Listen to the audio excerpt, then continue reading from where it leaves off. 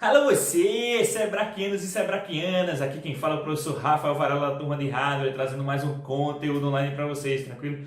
Bom pessoal, infelizmente ainda vivemos na época do isolamento social e da pandemia, mas eu fiquei muito feliz porque algumas turmas de hardware me procuraram, alguns alunos me procuraram também para resolver problemas durante essa pandemia, ou seja, pessoas que estavam desempregadas ou autônomos, né, que estão conseguindo fazer algo de útil nessa pandemia, ajudando as pessoas e também tirando aquele realzinho, né? Aquele faz-me rir, que na hora do mês está fechando as continhas lá. Que infelizmente tem algumas profissões que estão sofrendo um pouco com essa pandemia.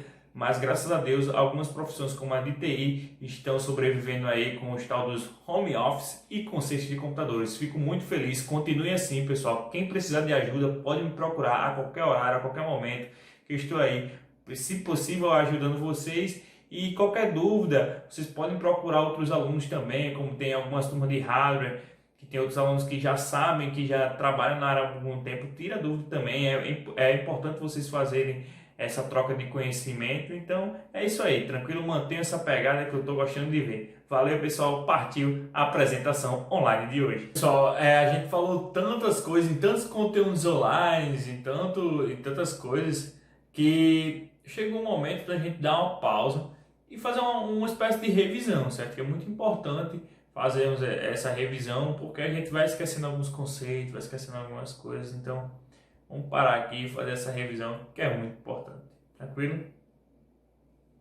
Tá, quais serão os temas abordados de hoje? Falaremos um pouco sobre placa-mãe, processadores, memória e sobre armazenamento. Pessoal, é importante que vocês olhem o material de vocês, certo? Esse material aqui, o livro de hardware, certo? Nesse livro, nós sempre tentamos acompanhar ao máximo aqui os conteúdos online, certo? Eu vou informar algumas páginas no decorrer do conteúdo para vocês irem seguindo. Por exemplo, a placa-mãe, vocês vão na página 48. A partir da página 48, vocês dão uma olhada lá. Memórias, vocês vão na página 50 a 52. Processadores, 56. Página 76 a gente vai falar sobre armazenamento, então é muito importante vocês estarem com esse livro em mãos, certo? Separa a folhinha de vocês também, ou um caderninho também, para anotações, que vai ser muito importante na hora que vocês forem resolver o exercício de fixação, tranquilo? Tá, o que nós aprendemos até aqui? Falamos muita coisa sobre vários conceitos, mas o que de fato nós aprendemos aqui? No final desse conteúdo falaremos o que aprendemos até aqui. Tem algumas coisas que eu optei a não colocar nessa revisão aqui, porque as partes principais do computador eu preferi colocar nessa primeira revisão, tranquilo? Tá, primeira coisa, vocês vão na página 48 aí do material de vocês, tranquilo? Que vai falar sobre os tipos de placa-mãe, né? As placas-mães on-board e off-board. Tá, primeiro vamos relembrar o que é placa-mãe, certo? A placa-mãe é a parte central do computador. Se nós fizermos uma analogia aí com o corpo humano, ela vai ser a espécie de coração do corpo humano, tranquilo? É onde vai centralizar todo tipo de comando e controle do computador, certo? Tá, ela que vai bombear as informações que vai chegar nela e discriminar quem vai fazer o que, certo? A placa-mãe ela tem dois tipos e vários fabricantes. Na página 48, se vocês forem, tem uma espécie de top 10 do ranking das melhores fabricantes que tem ao redor do mundo, certo? Então, esse ranking está bem atualizado, eu concordo com esse ranking, então tá super de boas. E esse aí ranking é até importante para vocês seguirem, para indicar alguma placa-mãe, algum cliente chegar para vocês, diz uma placa-mãe boa aí você já tem aquele ranking na cabeça. Quer dizer, usa ASUS, usa Gigabyte, usa Intel, que são placas-mãe que estão no top 5 aí das melhores. Então você já sabe aí, já usa ele até para fazer indicação aí para alguns clientes, certo? Vamos lá ao conceito de placa-mãe on-board e off-board. Tá, qual a diferença entre placa-mãe on-board e off-board? A placa-mãe on-board é quando vem por padrão todos os recursos já nela. Mas quais recursos, Rafael? Já vem o vídeo nela por padrão, já vem a interface de rede e já vem a interface de áudio. Então aí nessa placa-mãe, nesse exemplo de placa-mãe que eu coloquei na figura, ela é um exemplo de placa-mãe on-board. Veja que a interface de rede já vem nela, a placa de vídeo já vem nela, né? A interface de vídeo e a interface de som também, certo? Quando pelo menos um desses componentes não vem na placa-mãe, nós já consideramos como placa-mãe off-board. Só basta não vir o vídeo, ou áudio, ou rede. Mas qual o tipo mais comum de placa-mãe off-board? Qual a interface mais comum de não vir por padrão? É a interface de vídeo, tranquilo? Então, basta não vir esse recurso que vocês já vão considerar a placa-mãe como off-board.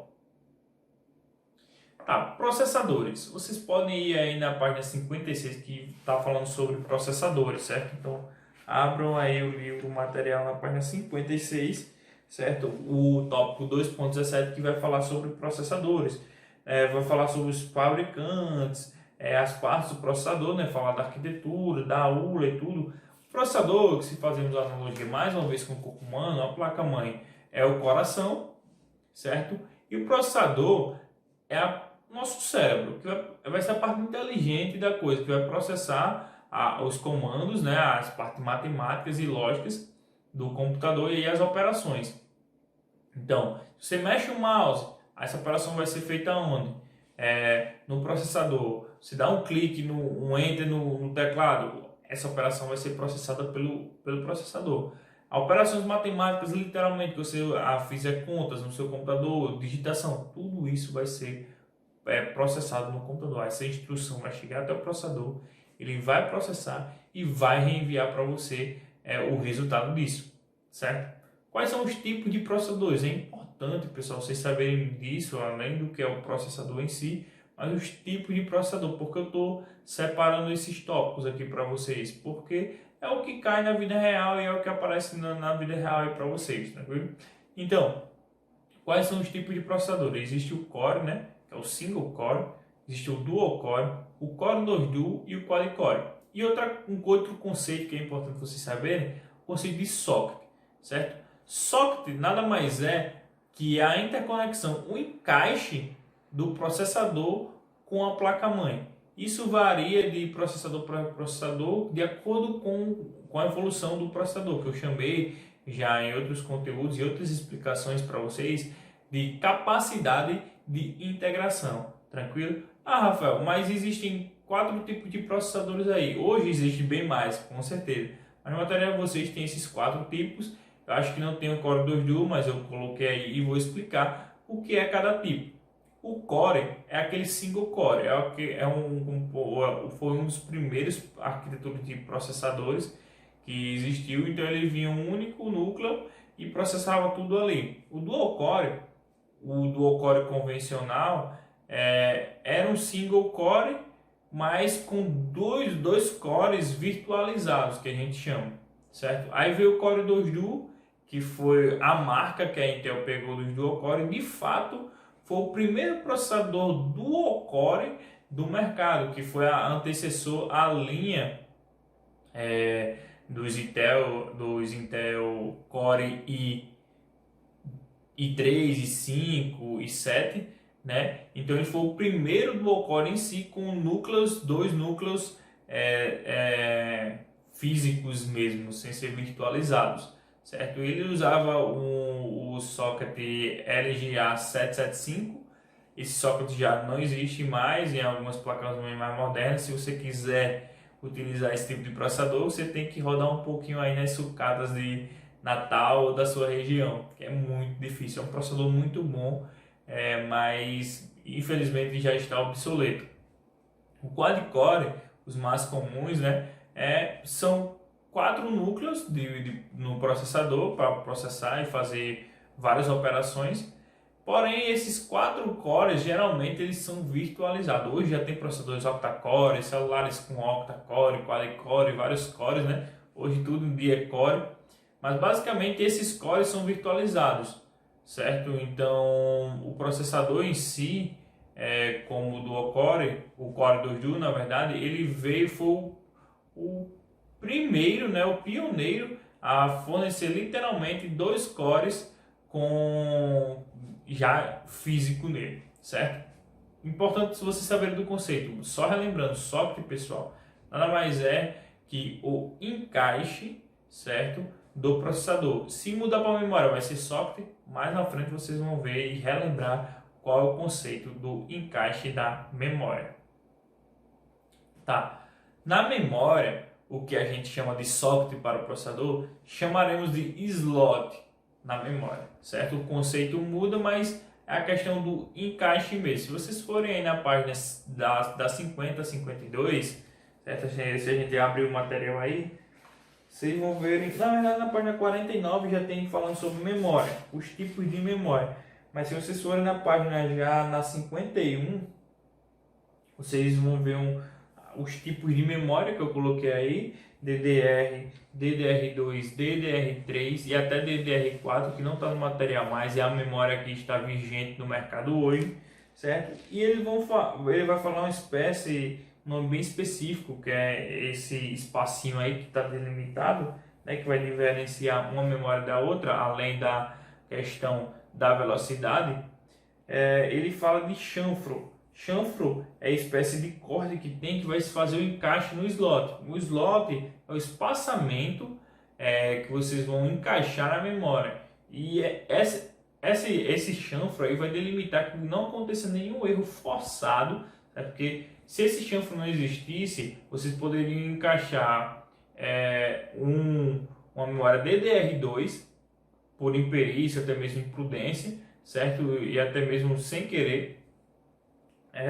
Vocês colocavam lá essa memória, poderia danificar algum componente. Então foi feito esse chanfro, foi feito o slot ali direitinho para só encaixar memórias específicas.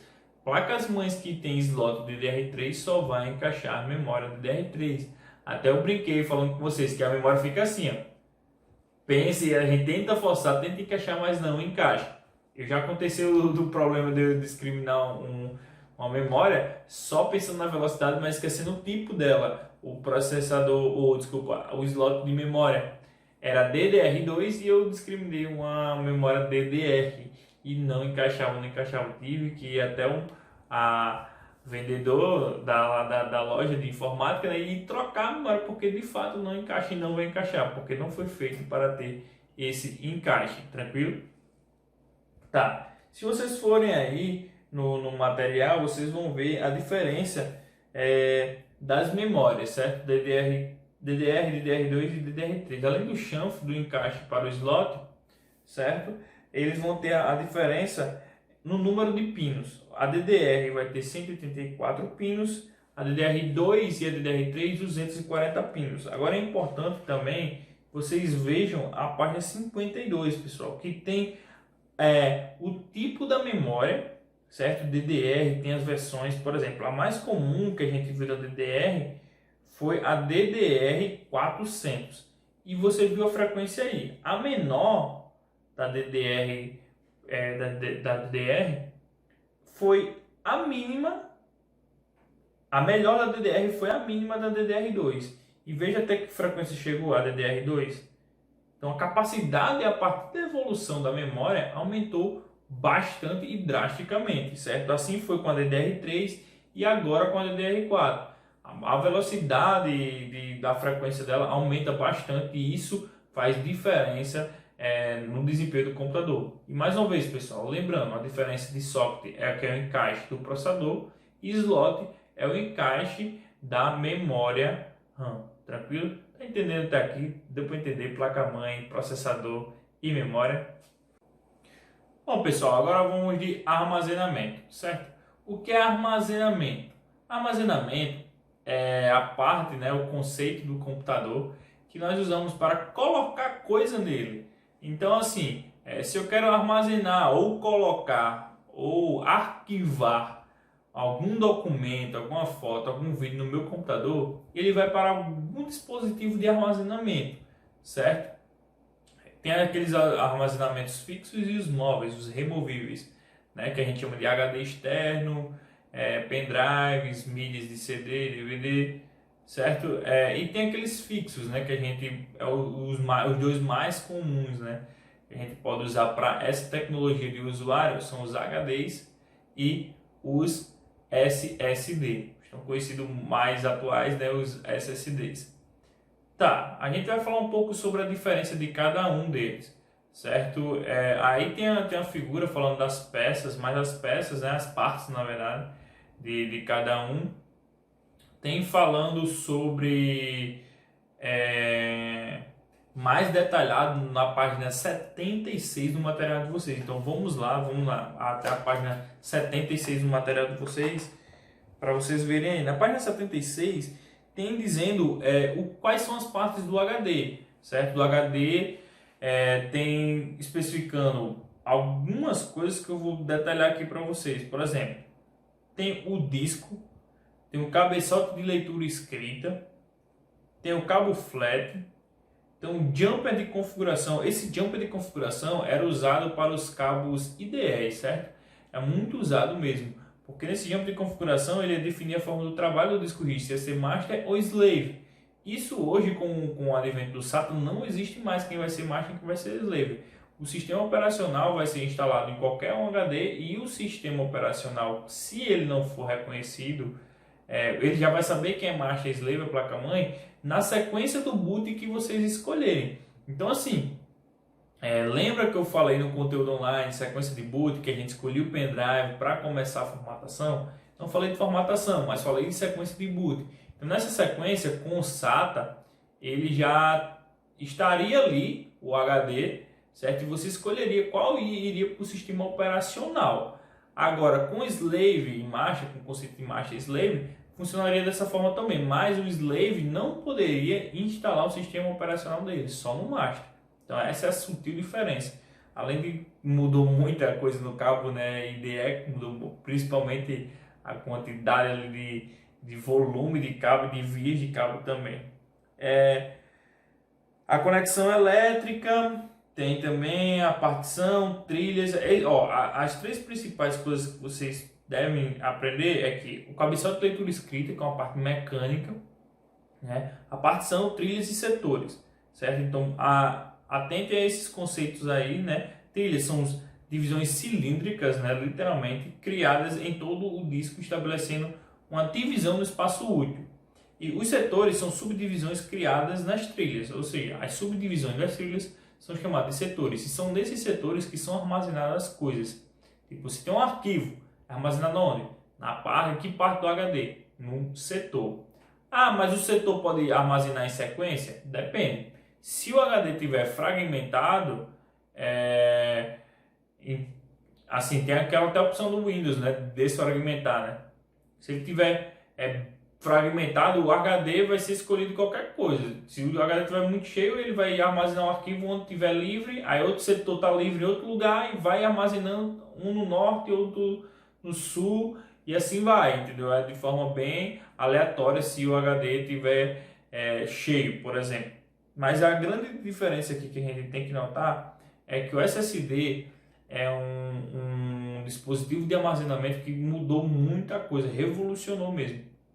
Porque assim, além de mais rápido, né, o SSD ele é bem mais simples. Veja só a quantidade de componentes que tem aí. Eu listei vários componentes aqui que já vem no HD e algumas partes mecânicas. Isso era muito ruim antigamente, porque se você virasse seu computador, poderia danificar. Se o seu computador sofresse alguma mudança brusca, ele poderia corromper algum dado. Era muito complicado. No SSD não.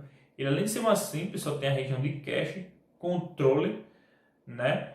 E tem as NAND aí da memória flash, que vai ser para armazenar as coisas. O controlador vai ser para controlar, e essas partes inferiores que tem aí no SSD é para armazenamento.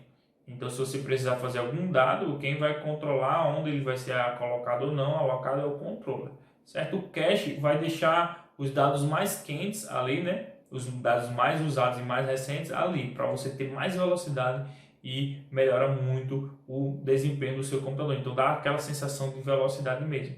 Outra coisa que mudou foi o tamanho do HD. Então você tem aí as polegadas, né, de 3.5 e 2.5, além do peso também. Outra coisa que mudou, os componentes que eu falei, né? Tem alguns componentes que eu citei aqui, como cabeçote de leitura escrita, trilhas e setores não tem no SSD, então mudou essas coisinhas aí. Tá, mas qual é o mais viável na prática? Aí varia de acordo com a necessidade de cada um. Quem necessita de mais armazenamento, só armazenar e deixar aquele arquivo ali, por um bom tempo armazenado, eu já indico o HD. O SSD é para quem usa aqueles arquivos mais quentes, que está sempre usando aqueles arquivos.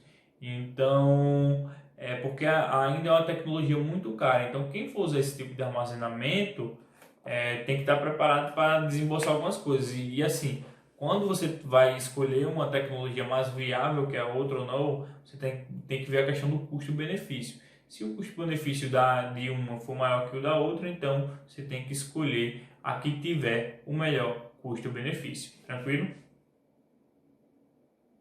Tá, o que você aprendeu até aqui? Nós aprendemos até aqui, aprendemos o conceito de placa-mãe, os tipos de placa-mãe, certo? Aprendemos os tipos de processadores, quais são os processadores, a diferença entre slot, socket. Aprendemos os tipos de memória, aprendemos que existe uma diferença não só no nome da memória RAM, mas também nas conexões e nas frequências e na pinagem da memória RAM. Aprendemos também sobre armazenamento, a diferença entre HD, SSD e assim, nós estaremos fazendo constantes revisões porque são conceitos importantes que vocês quando forem fazer, operar o computador, vocês vão saber, vou discriminar um HD porque é importante, vou discriminar para o meu cliente um SSD porque ele tem que ter mais, de acordo com a necessidade dele, mais velocidade, ele usa dados com mais frequência. Vou indicar para outro cliente um HD porque ele precisa de dados mais frios só para armazenar fotos ali, documentos mais antigos. Então é importante vocês saberem disso, pessoal, é muito importante. Então segue lá o livro, teve dúvida? Pergunta a mim, eu estarei sempre disponível. Entre em contato com o pessoal do CRA, é muito importante, certo? Nós mantemos esse contato e se eu não estiver disponível e vocês precisarem de uma consulta rápida, alguma dúvida com o cliente, vai lá, olha o material, dá uma checada, que vocês podem matar essa dúvida também, certo? Tá, fizemos a revisão aí, né, e basicamente o que eu falei anteriormente, o que nós aprendemos até aqui, né? Aprendemos tudo aquilo que eu falei e na revisão de hoje nós falamos alguns pontos mais filtrados do que nós falamos até aqui, né? Nós falamos sobre a placa-mãe, mas placa-mãe abrange muita coisa, mas a gente falou dos tipos de placa-mãe, on-board e off-board. Os processadores falam muita coisa das pinagens, fala da marca Intel, fala da AMD, mas a gente só pegou a parte principal, que são os tipos de processadores e o que é a diferença entre slot, certo? E a diferença de socket. Na memória, falamos sobre os tipos de memória, tem várias coisas sobre memória, vocês podem olhar no material aí, mas eu estou filtrando só as coisas mais importantes que vocês vão usar na prática, certo? Então a gente viu a questão da definição do slot, viu os tipos também das memórias, assim como vimos os armazenamentos, né? E os tipos de armazenamento e a diferença entre eles e o que mudou, tranquilo? Então é importante vocês entrarem em contato comigo, se tiverem alguma dúvida, pode perguntar, pessoal. E assim, gostei muito de algumas pessoas terem me procurado justamente para tirar dúvida de clientes. Então nessa pandemia vocês estão procurando, estão fazendo, estão se atualizando e principalmente ainda está muito difícil para algumas áreas, mas para a nossa já vejo que tem algumas pessoas se movimentando e conseguindo ganhar um dinheiro que está bem suado nessa época. Tá, o exercício de fixação vai ser um exercício de revisão, então anotem aí no caderninho, na folhinha de vocês, alguns tópicos importantes. A definição de placa-mãe off-board e on-board, a diferença de cada um, os tipos de processadores, os tipos de memória, o que é um processador, o que é uma memória, armazenamento, quais são os tipos, o que mudou de um armazenamento para o outro, são possíveis questões que podem cair no exercício de fixação. O CRA vai estar entrando em contato com vocês, mandando o conteúdo online para vocês, mandando o exercício de fixação, então é importante que vocês respondam em tempo hábil e sempre mantenham contato com o CRA, tá? Então, pessoal, outra coisa muito importante, usem o material aí vocês estão aí disponível, usem bastante, é muito importante que vocês usem, certo? Próximo conteúdo online. Próximo conteúdo online falaremos sobre procedimentos de montagem, certo? Eu vou abordar o procedimento de montagem, eu vou tentar fazer alguma coisa prática para vocês verem aí, para vocês tentarem fazer em casa também, tranquilo? Bom, pessoal, espero que vocês tenham gostado do conteúdo online de hoje e por hoje é isso aí. Valeu!